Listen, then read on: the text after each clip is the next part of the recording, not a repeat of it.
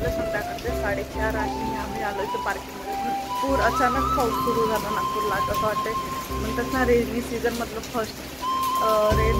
पण असा यावर्षी काय आता 2 वर्ष झाले जनरली कंटिन्युअस पाऊस येतो. मग ते पावसाळा राहो उन्हाळा असो की हिवाळा असो कुठल्याही सीझनमध्ये पाऊस येतो. पण आज प्रॉपर पावसाला लागल्यासारखं वाटतं कारण 2-3 दिवस झालं भरपूर तिकडे एन्जॉय करून स्वतः तर त्याचे पन्नूला पण घेऊन येते. आम्ही तिथे प्रॅक्टिस सुरू आहे. पाऊस म्हणायचं पाऊस काही म्हणता येत नाही तर अर्धच बोलते ती पाऊ म्हणून. समोर तसं गायब आहे. असंच आम्ही झोपले त्या जस्ट आतच होते. आम्ही मोमोज वगैरे ऑर्डर केले होते. जस्ट ऑर्डर केलं आणि थोड्या वेळातच ॲटमॉस्फिअर चेंज झालं. तर म्हटलं चला खाली जाऊन थोडा वेळ फ्रेश पण वाटत आहे. छान वारा येतो आहे आणि आजकाल एवढं लवकर पाणी जमा होतं सगळीकडे. इथे पण रोडावर सगळीकडे पाऊस जमा झाला. पाणी का माहिती का होतं एवढे बेबी हेअर झाले आहेत ना आजकालचे छोटे छोटे. हेअर वॉश वगैरे केलं ना तर पूर्ण बाहेर निघून येतात. चप्पल काढली नाही.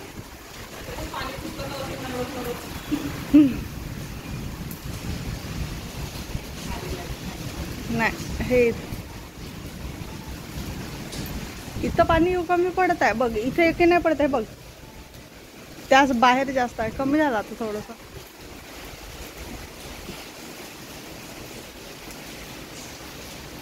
बऱ्यापैकी ॲटमॉस्फिअर बनला आज.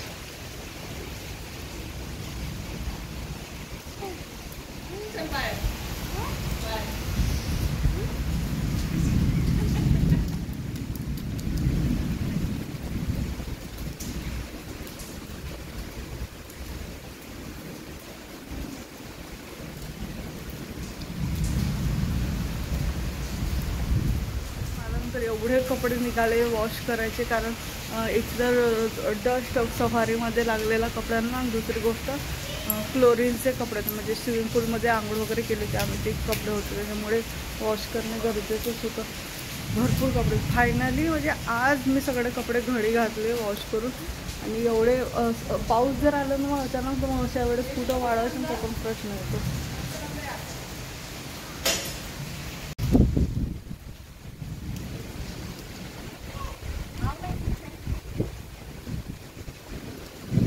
आला आला आला आला जोरात आहे. चलिए वाढला वाढला. बाहेर जास्त लागत आहे पल्लू. इथं हे कसं असं येतं ना पाऊस त्याच्यामुळे तिकडे जात आहे डायरेक्ट. असं इथं नाही पडत जास्त.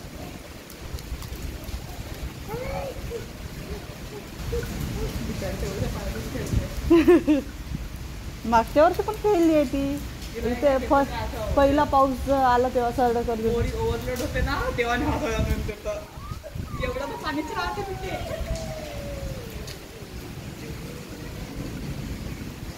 आज आहे 19 जून आणि ॲक्च्युली ज्या दिवशी सगळे कपडे घेतले होते इतवारीवरून ते आज मिळणार होते. तर आज रिशू करायला जायचं आहे. आता बघू. आज थोडंसं ऊन पण कमी आहे. दुसरी गोष्ट अजय घरी नसल्यामुळे अन्वीला घेऊन जावं लागेल आणि ऊन कमी आहे तर.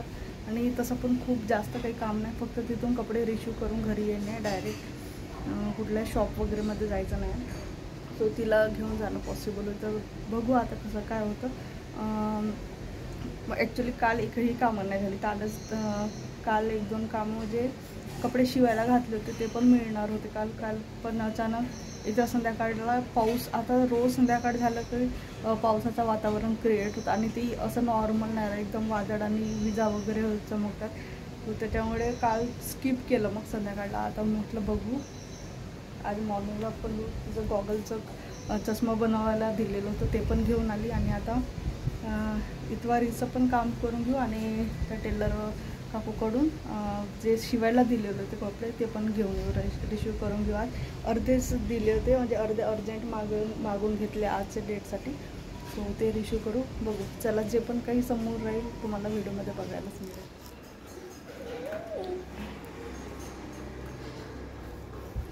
शूजच घालावं असं वाटतं. चालायला बरं होतं.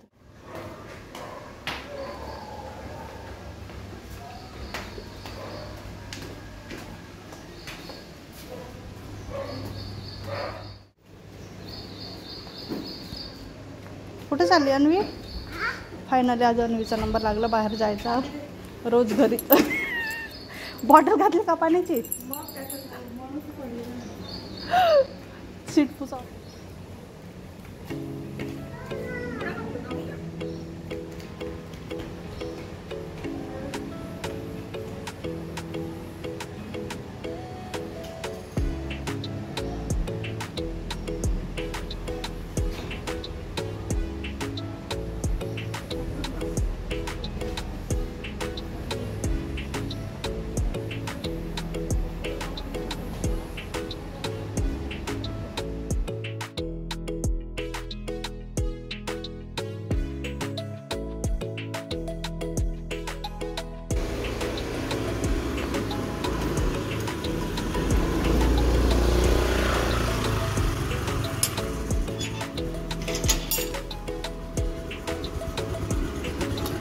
अन्वीला बांधून द्यावं लागेल. हा मी नेक्स्ट डे शूट करते मॉर्निंगला. तर जवळपास येईपर्यंत पुन्हा पावसाचं ॲटमॉस्फिअर क्रिएट झालं का इतवारीला गेलो. इतवारीवरून मग ताईकडे गेलो, तिथून कपडे आणायचे होते. सो ते आणलं, पण पल्लूचंच त्यांनी दिलं कारण तेच थोडंसं आम्ही अर्जंटमध्ये मागितलं होतं. बाकी सगळे कपडे आम्ही रिसिव्ह करून घेतलं. पल्लूने लेहंगा पॅटर्नमध्ये घेतलं, लेहंगाच घेतलेला आहे. असं काय म्हणू शकतो आपण, स्टोन वर्कमध्ये. पण तो आता नाही दाखवणार, तो डायरेक्ट तुम्हाला इव्हेंटमध्ये बघायला मिळेल जे पण काही कपडे घेतलेले आहेत. आणि बाकी आता राहिलेलं आहे अन्वीचं. सो अन्वीचं रेडीमेडच असल्यामुळे ते सगळं वेळेवर घेतील. आता तिचं सगळं थोडंसं स्कूलिंगचं गावी जाण्याच्या आधी करून ठेवायचं, कारण डायरेक्ट 1 जुलैपासून तिचं स्कूलिंगचं सुरू होईल, स्कूल सुरू होईल.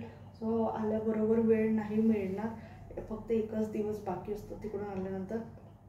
त्यामुळे मी जे घेतलेलं आहे ते दाखवते तुम्हाला पॅटर्नमध्ये.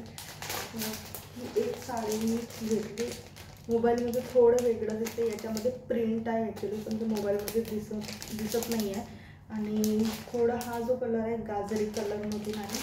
आणि आतापर्यंत जेवढ्या पण साड्या आहेत माझ्याकडे सगळ्या साड्या वेगवेगळ्या पॅटर्न आहेत. त्यामुळे मी नेहमी प्रयत्न करते की वेगवेगळ्या पॅटर्नच्या साड्या घ्यायला. पैठणी पण होते यावेळेस, ऑलरेडी माझ्याकडे एक पैठणी आहे, त्यामुळे मी पैठणी नाही चूज केलं. 1-2 पॅटर्न मी मोबाईलमध्ये सेव्ह करून घेऊन गेले होते त्यांना दाखवण्यासाठी. ॲक्च्युली मला साऊथ पॅटर्न होतं, पण साऊथ पॅटर्न नागपूरला नाही मिळणार. म्हणजे मी शोधलं तरी मला नाही मिळालं. पण ज्यांना कोणाला माहिती असेल की नागपूरला मिळतं असं काही प्लेस किंवा शॉप्स वगैरे जर माहिती असेल तर नक्की खाली कमेंट बॉक्समध्ये सांगा. अजून काही जणांची शॉपिंग राहिलेली आहे, सो त्यांची शॉपिंग करण्यासाठी आम्हाला ते इझी पडून जाईल. सो या साईडला अशा पद्धतीचं हे कार्ट दिलेलं आहे. हा कलर माझ्याकडे नव्हता साडीमध्ये. साडी पूर्ण प्लेन आहे आणि फक्त या कलरची बॉर्डर आहे. सो याचं जे पण काही लुक राहील ते तुम्हाला प्रोग्रामच्या दिवशी बघायला मिळेल. डिपेंड ऑन तुम्ही कुठली घालते आहे. सो जे फिल्टर असतं ना, ते फिल्टर अप्लाय केलेलं होतं. मला शॉर्ट्स व्हिडिओ बनवायचे तर फिल्टरमध्येच व्हिडिओ सुरू झालेला होता. आता नॉर्मल मोडमध्ये सेट केलं, त्यामुळे थोडंसं वेगळंच दिसत होतं. मी म्हटलं असं काय विचित्र दिसत आहे. तसं ओळखण्याची एक पद्धत आहे. जसं पदर असतो, पदर वरच्या बाजूने ज्या पद्धतीने दिसतो प्लेन, त्याच पद्धतीने बॅक साईडून सुद्धा दिसतो. आणि तेच साडी जेव्हा डुप्लिकेट असते ना, एकदमच डुप्लिकेट किंवा खूप कमी रेंजची असते, तेव्हा वरून ती प्लेन दिसते. पण बॅक साईडून जेव्हा तुम्ही कुठलीही साडी बघता, पैठणी असो वा कुठलीही साडी, बॅक साईडून जेव्हा वेळेला बघतो ना आपण, तिचे धागे निघालेले असतात. सो तो जो पॅटर्न आहे ते घालताना थोडंसं ना अंगाला इचिंग वाटतं किंवा कम्फर्टेबल नाही राहत किंवा अंगावर व्यवस्थित बसत नाही साडी. सो बनारसी सिल्कमध्ये पण अशाच पद्धतीच्या साड्या असतात. बनारसी सिल्कचे पण बनारसी सिल्क पॅटर्न पण हे वेगवेगळे आहेत. आधी जी माझ्याकडे एक साडी मागे जे खराब झाली म्हणून दाखवली होती ती पण बनारसी सिल्कचंच पॅटर्न आहे, पण ते चेन्नई साईडकडलं आहे, आपल्याकडलं नाही आहे. ती साडी इकडे नाहीच मिळत. मी खूप ट्राय केलं ती साडीसाठी. आजचा व्लॉग मी इथंच एंड करते. जास्त काही नाही शूट करता आलं, इतवारीला नाही शूट करता येत, कारण कुठल्याच शॉपमध्ये व्हिडिओग्राफी किंवा फोटोग्राफी इवन मेघासाठी आम्हाला घ्यायचं होतं. साडी, कारण ती येणार आहे तर त्यानंतर काहीच दिवस फक्त रिमेनिंग राहणार आहेत प्रोग्रामसाठी. त्यामुळे आम्ही असं ठरवलं होतं की त्या दिवशी पल्लूचा लेहंगा घेतला, त्याबरोबर तिचं पण साडी घेऊन होऊन जाईल आणि व्हिडिओ कॉलवर तिला दाखवता येईल. पण त्या लोकांनी अलाउच केलं नाही शॉपमध्ये, त्याच्यामुळे मग ते कॅन्सल केलं आम्ही. सो असे प्रॉब्लेम्स आजकाल जेवढे पण मोठे दुकान आहेत ना त्यामध्ये कुठेच व्हिडिओ कॉल किंवा फोटो अलाउच करत नाही. त्यामुळे ना असं ज्यांना कोणाला साडी घ्यायची ते डायरेक्ट त्या दुकानात जाऊन घेतलेलं ते कधीही बरं. पण वैशालीमधलं एक्सपिरियन्स खूप छान होतं, म्हणून आम्ही वैशालीमध्ये पण गेलो. आणि कुठल्याही पॅटर्नचं किंवा आता जे ट्रेंडमध्ये सुरू आहे ते सगळे पॅटर्न त्यांच्याकडे अवेलेबल असतात.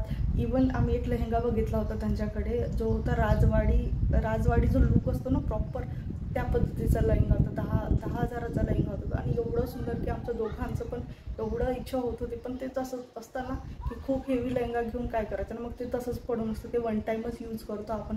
इवन माझा वेडिंगचा पण एक लेहंगा घरी आहे आणि त्यानंतर अन्वीचा बड्डेमध्ये जो घेतला होता तो पण एक माझ्याकडे आहे. सो असे 2 लेहंगा ऑलरेडी माझ्याकडे आहेत, त्यामुळे नाही घेतलं.